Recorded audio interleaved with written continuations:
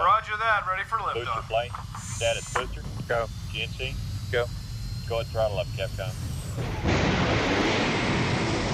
Off to explore space! Bill Nye the Science Guy. Bill Nye the Science Guy. Oh, we got it. We got it. Huh? The Science Guy.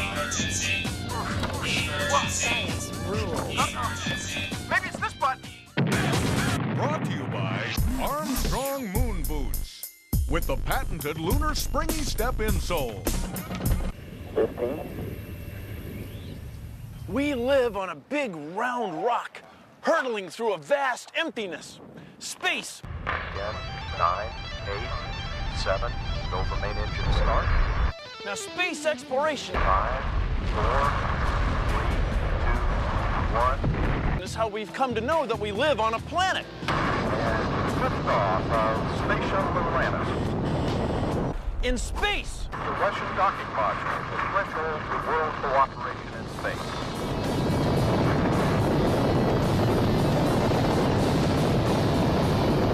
The distances are huge, and it takes many, many people working together to pull it off. Now, to even get started, we need a big boost. A big lift.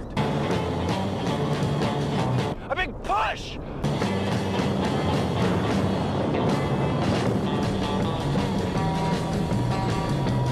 For space exploration, we need one of these. Yeah!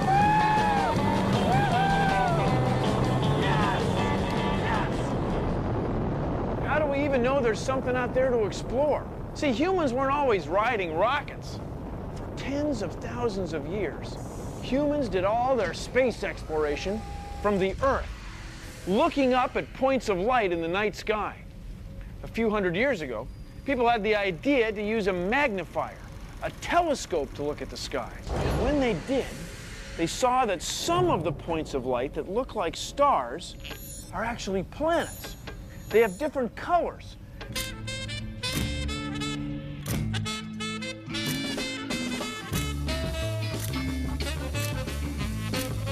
And some of them even have moons going around them, the same way our Earth does.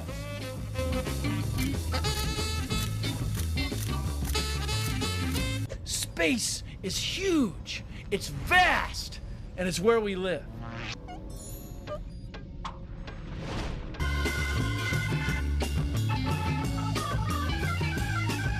The very first tool for space exploration was right here, and we used it like this. Thousands of years later, we enhanced it with an instrument like this. And then, like this. And then like this. This is the Clark refractor in Flagstaff, Arizona. It's 10 meters long, and it's got a lens on it that's like 60 centimeters. It's like that. It's all set up so you can look through here. And like this. It's the Hubble Space Telescope. It's in orbit, way above the Earth's atmosphere. It has a much clearer view of objects in the universe than we can get from our planet's surface. See, never before in history has any human seen images like this.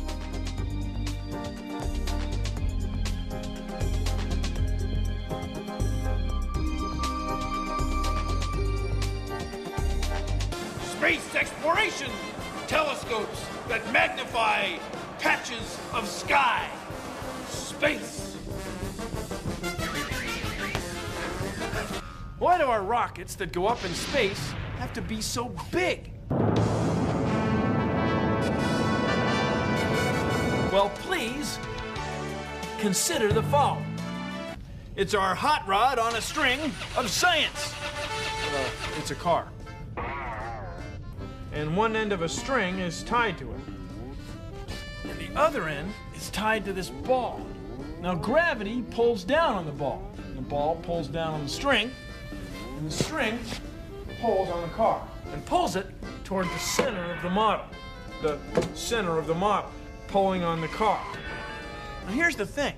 Space is only 300 kilometers from here, only 200 nautical miles from here. So if we could drive a car at, say, 100 kilometers an hour for 3 hours, well, we'd end up out in space, and I guess we'd pull over and park. But we can't do that. You know why? Because gravity will pull the car right back down. Right back down. Right back down. So here's what we do. We get our rocket ships moving. Now the car wants to go up this way in a straight line. This way. And gravity is pulling the car that way.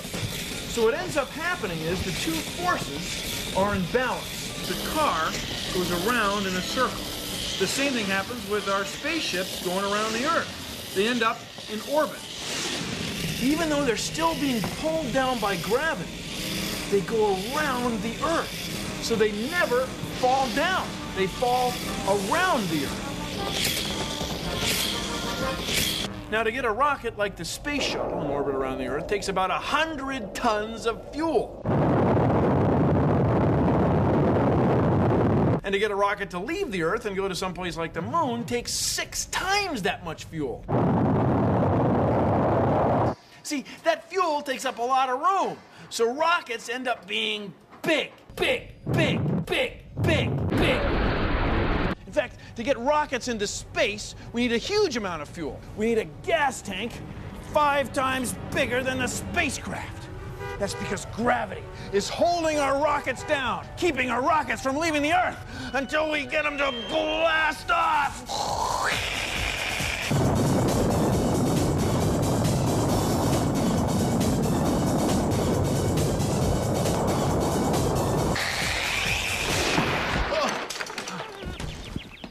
This is the Saturn V, the largest rocket people have ever made. It's over 120 meters long. Almost all of this is for the fuel. It's enough fuel to get you to the moon.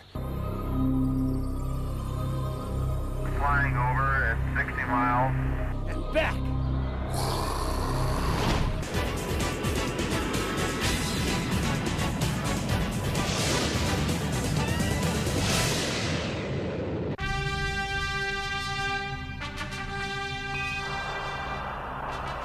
Tranquility Base here.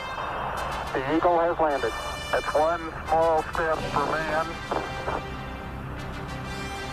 One giant leap for mankind. I was rolling on the moon one day. Man, that is hard. Just don't stub your toe. Jack Schmidt having a few problems. My golly, this time goes fast. How about an extension, you guys? We feeling good? Right away, Houston. There's going to be a launch in a few weeks. Oh, okay, here's the deal. 45 tons of solid fuel in each of the white rockets. 73 tons of liquid fuel in the big orange gas tank. And all that is to take the Space Shuttle Columbia, 5 people and a busload of luggage, into orbit, 120 nautical miles above the Earth's surface. You see, it takes a big machine. Space travel is a big deal. We're on the gantry tower of pad 39B. That's pad 39B. That's the space shuttle. That's the elevator that the astronauts use to get up here. That's the arm they walk down to get inside.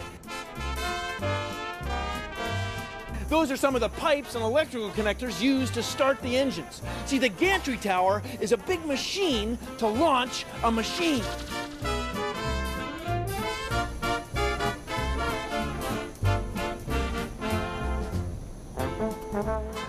This is the white room. It's where astronauts wait right before they get on the shuttle. In a few weeks, they'll go through this hatch, we'll button it up, and they'll be out of here. Maybe you'll go through this hatch someday.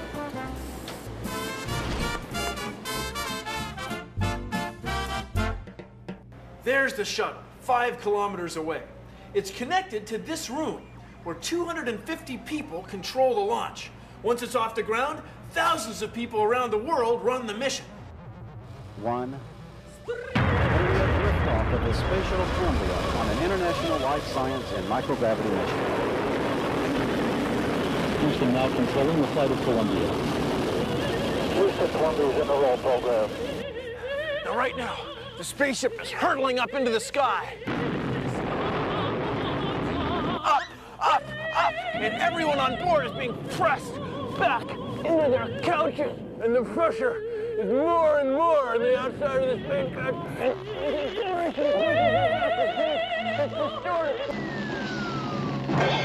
Go for main engine start.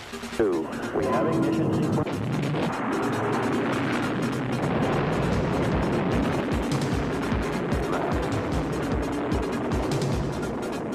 On an international life science.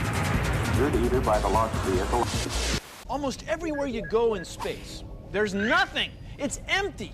There's zero, nada, zilch, zip. That's because space is a vacuum. It's a void. It's almost devoid of everything. That's why astronauts have to wear spacesuits. Take a look at this. It's our vacuum of space, vacuum chamber of emptiness, of space, of science. And this is cherry soda. Soda has gas in it. You've seen the bubbles. Well, your blood has gas in it too, like oxygen and nitrogen we get from the air we breathe. Now watch what happens when we put the cherry soda in a vacuum.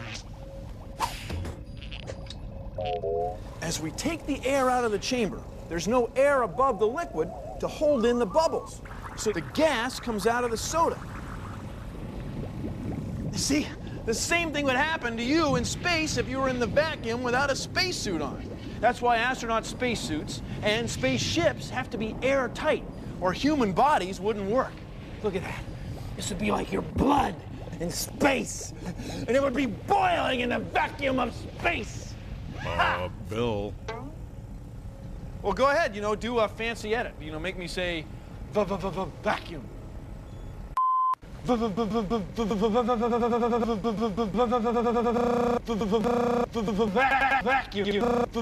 Vacuum. When you go out in space, you've got to dress right because there are extremes of temperature. It can be very cold or very hot. Well, to keep astronauts from getting too warm, they wear this garment. It has little tubes in it with liquid cooling water running through it. That way, you're always comfortable. The way to put this on is to lie down.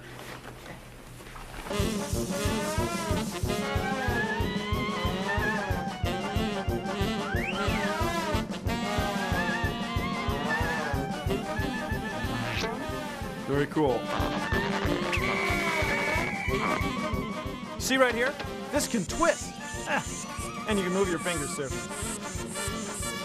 Space is a vacuum. There's no air. But we come from the Earth. We've got to have air pressure around us all the time. That's why these spacesuits are airtight, and they've got their own supply of oxygen. We're sealed in, ready to pressurize the suit. Make sure everything is locked. And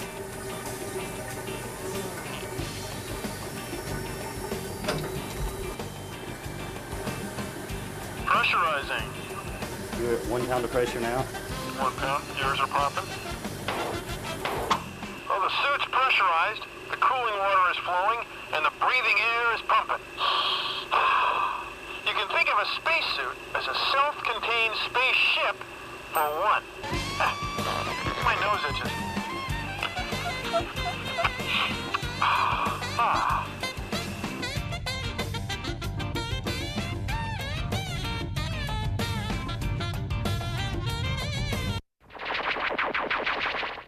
place EV1 in the water, please.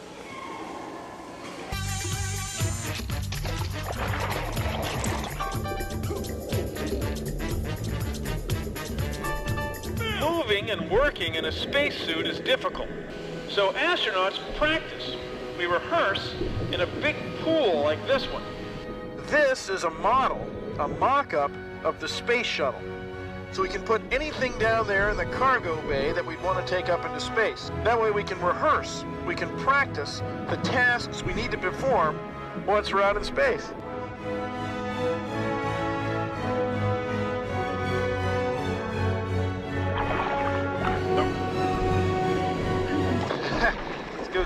If you're not secured to something, when you go to move something heavy around in space, Instead of the thing moving, you move.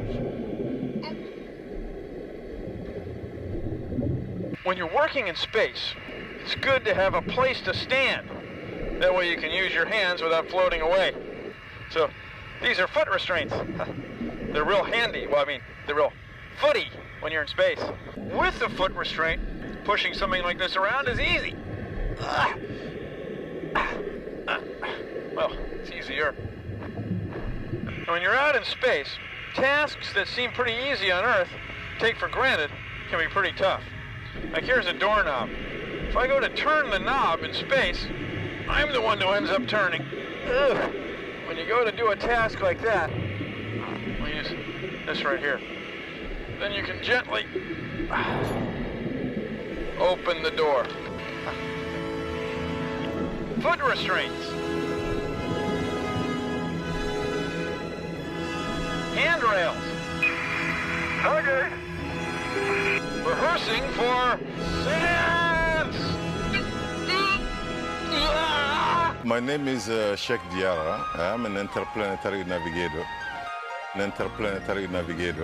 My job consists in steering spacecraft to their destination planet. I have flown several missions, and actually now I'm working on the Mars Pathfinder, the micro rover, and is capable of moving on the surface of Mars.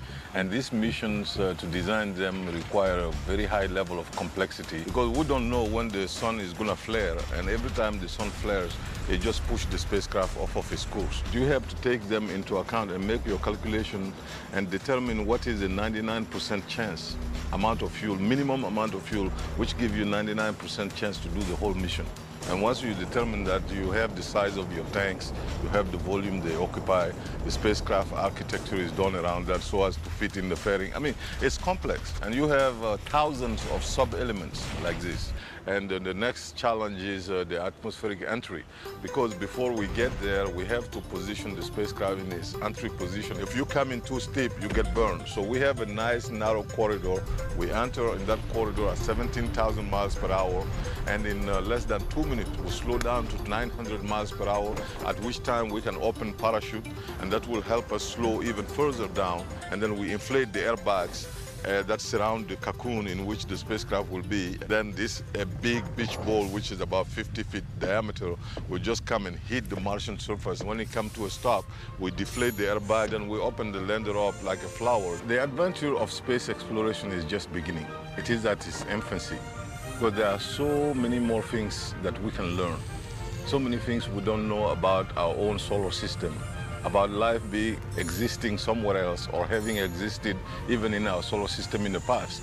And because of the availability of technology today, everybody can take part in this exciting adventure.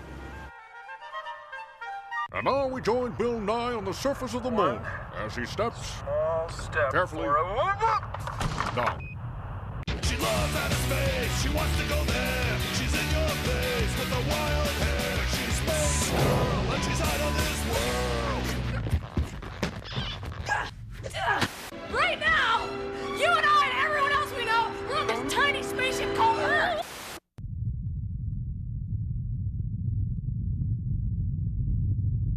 Life in space is very different than life on Earth. Everything you need, you've got to take with you, because outside is a pretty harsh environment. The view out the window is pretty different. Anytime you use water, well, you have to keep it from floating all over the place because there's no gravity. So if you wash your hands, you've got to do it in a box. Keep the water from going all over the place. When you take a shower, the water doesn't drip down, so you have to vacuum it off with this thing. Now, when you use the toilet or go to the bathroom, you've got footrests, handholds, and a vacuum system. It's pretty involved. Now, the space station is going to be built of big pieces, big modules like this one, and they're all the same size. The experiments are the same size, too. So whether you're doing an experiment on growing crystals, melting metal, they're all in these racks. When you're done with the experiment, you just float the rack out and haul it back down to Earth. There's racks in this wall, and this wall. So you got to use all the space when you're in space. What do you think? Living in a little room like this for 3 months? Could you do it?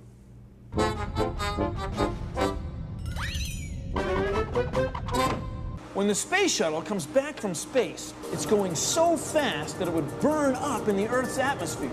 Take a look at this.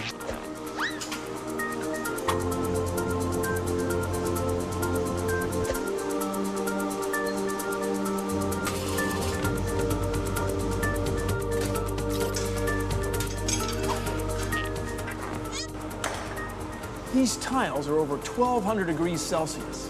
Watch.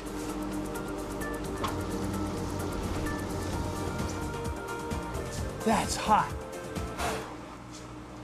Now look, as they cool, in just a few moments, the edges turn gray, and you can do this. Isn't that wild? See, this material dissipates heat so fast that the space shuttle can come back without burning up. You gotta have it to get back. Don't leave the Earth without it. So much to see in the galaxy. Come explore the planets all. Come explore the planets all. Splash me down, take me up. Show me asteroids and dust. Space is what we see. Astronomy from this world called Earth. With a telescope, you can see Mars heights or a satellite. Baby, look up high. It's a starry night. Millions, billions, trillions. I can see space light. Well, that's our show. Thanks for watching. If you'll excuse me, I've got some interplanetary atmospheric weather conditions to compare. See ya! It's beautiful, isn't it? Look at that expanse of atmosphere. It's held on by gravity, you know. The same thing's true on other planets. Produced in association with the National Science Foundation. This is where I live. I mean, it is unique. This is my home planet. But other planets have the same setup. I seldom go there, though, because space is so vast, so huge. Even as you're watching this show, the stuff that you're seeing and the words you're hearing, they're going off the planet, out into space, way out, where no one will ever go. Probably. I mean, that's alive today. The deal is, everything in space is really far apart, because most of space is what? Space. Empty. Space. Hugely, bigly, far apartly, hugely far things in space. Divers for Bill Nye the Science Guy, please bring him to the surface, to the dining station.